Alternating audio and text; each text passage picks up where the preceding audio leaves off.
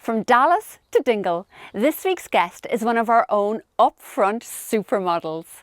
She started her career in the US, then moved to work in Australia and on to London, before finally, luckily for us, settling here in Ireland. Everyone, please welcome Sydney Sargent, this week's special guest on Sunday Girl.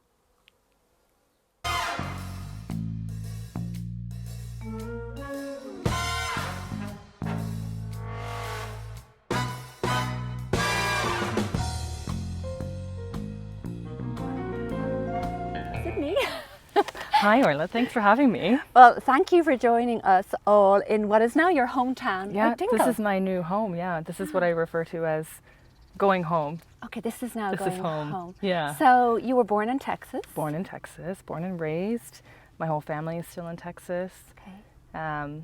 Yeah, it's. And do you miss it? It's I mean, it's a today's big weather is a difference. bit like Texas, isn't it? Yeah, today's weather is very much like Texas, which is kind of nice. But also, I do love the Irish weather. Believe it or not. Okay. I love the rain. Well, lucky you, it's coming back next week. I will, yeah. We get a few more hours of this. So we have a couple of days of Texas and then we're back to Dingle. This is true. This is very true, yes. So you were born in Texas, and when did you get into modelling first? So I started modeling when I was about 14.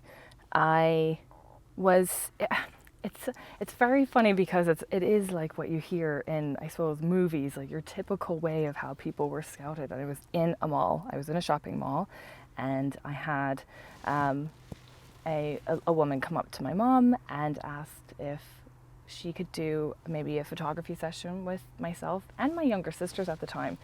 And my mom kind of vetted her for a while, and you know, long story short, we did that. And were you 5'10" then, Sydney, as well? Were you an early developer or a late developer? I was a very early developer. Okay, so you were 5'10", so like yeah, I was you were 14 obviously and like a just model. lanky, tall Okay. and lanky, with a big head of hair. I was just like walking asparagus. You know, just, You're in Dallas. Where'd you go so to then? I was mostly freelancing from 14, on and off, again, when my kind of mentor, as I called him, would have work for me. And then by 18, I knew my time was to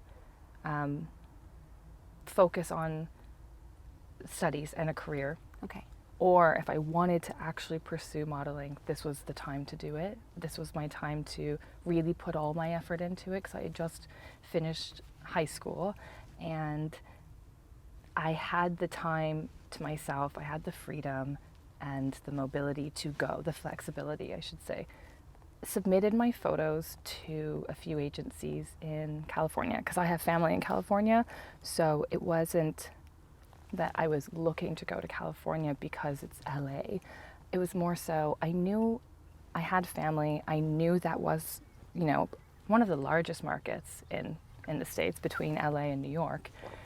And I just tried it, but I didn't hear back from anyone. Okay. I ended up going out to California for a visit, and I went to an open call, you know. I did that and I said, actually, I happen to have submitted some photos as well. And they said, did you? And I said, yeah, I'm sorry to now show up. But and they're like, no, this is great because you're persistent. Mm-hmm. It shows that you have the drive that you want to do this. Yeah, you have initiative to follow it through, because I always say to people, modeling's a business too. It's a business. You know, and you have to approach it with a business head. Absolutely. Yeah. Yes.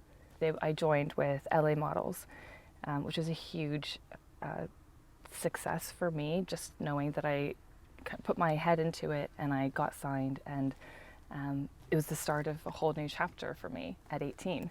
The highs were truly meeting everyone that you got to meet. It was never just other models that you would get to meet, but you got to meet some of the nicest and most creative photographers, hair and makeup artists, stylists.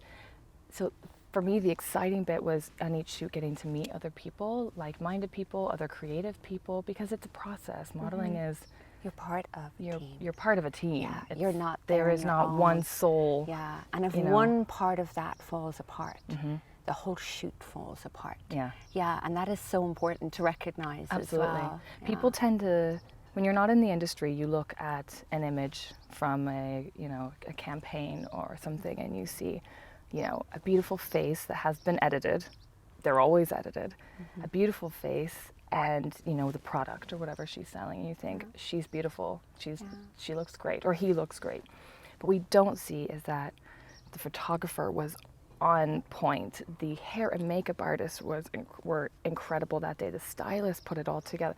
It takes a village. It takes a village. And it takes everyone just working together. Yeah. And models that do very well recognize that from the get-go, and they work with the team, and they take direction very well, and they show up in time, and they say thank you, thank you for booking me, thank you for making me look good, and they have a career and a future.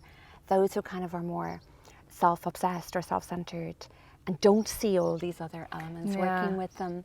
It's a shame, really, because some people are. I have worked, unfortunately, I've worked with models, male and female models, who have that mentality. They show up, maybe their nails painted a bright color, or their hair is unwashed. Listen to this, please. Please listen to the nail story. The nails story is so important. In modeling, you cannot have wild and crazy nails, unfortunately. No. And you can't have colouredy nails. It's nude, or it's a French tip, or it's clear. Yeah, you're neutral. You're neutral.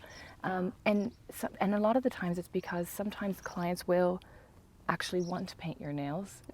And when you're on a time schedule as well, you're very limited to how quickly the makeup artist and the hairstylist has to get the models ready. So if you're showing up and you've got makeup on from last night, your hair isn't washed or brushed, you've got nail varnish on, they're sitting there taking all that off, getting you ready, they're undressing you so that they can redress you. Correct.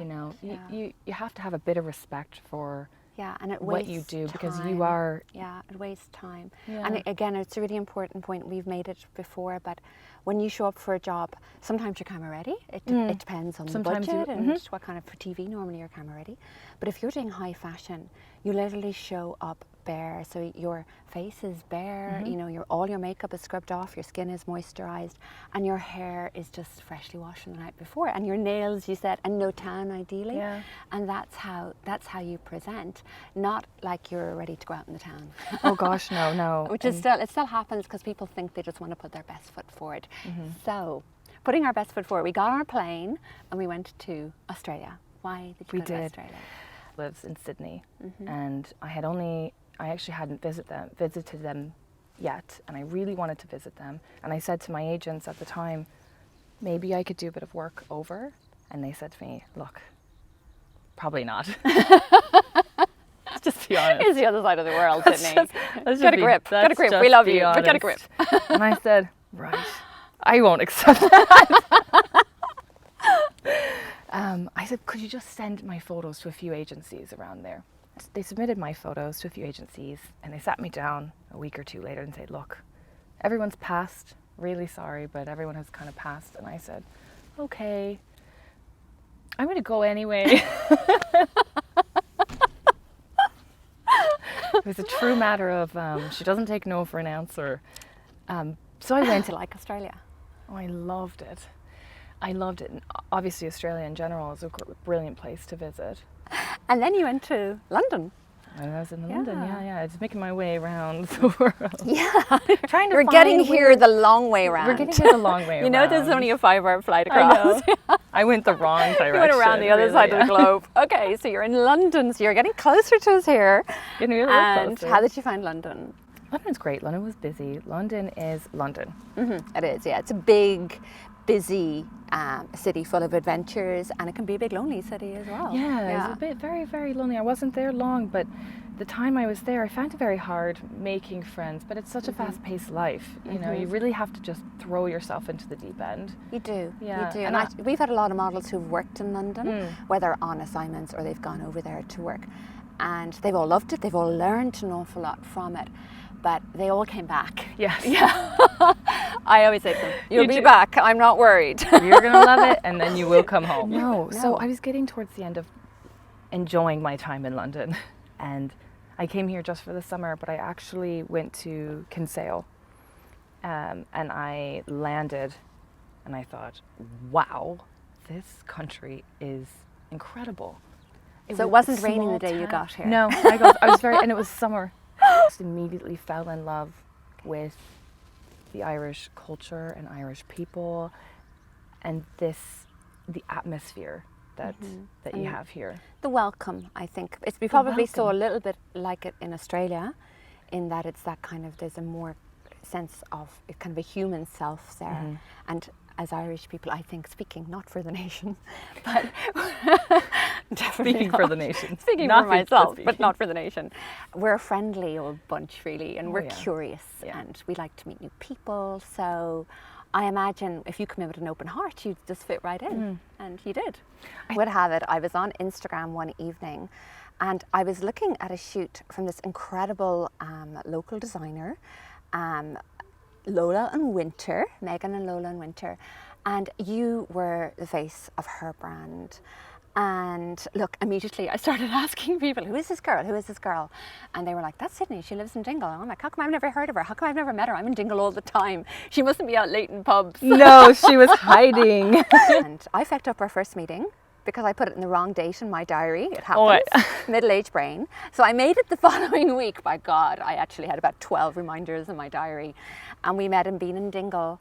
And that was only earlier this year. It seems way longer ago. It does. Once I came to Ireland, I knew that's it for modeling. I'm done modeling because I want to now. I found the place where I want to be. This is it.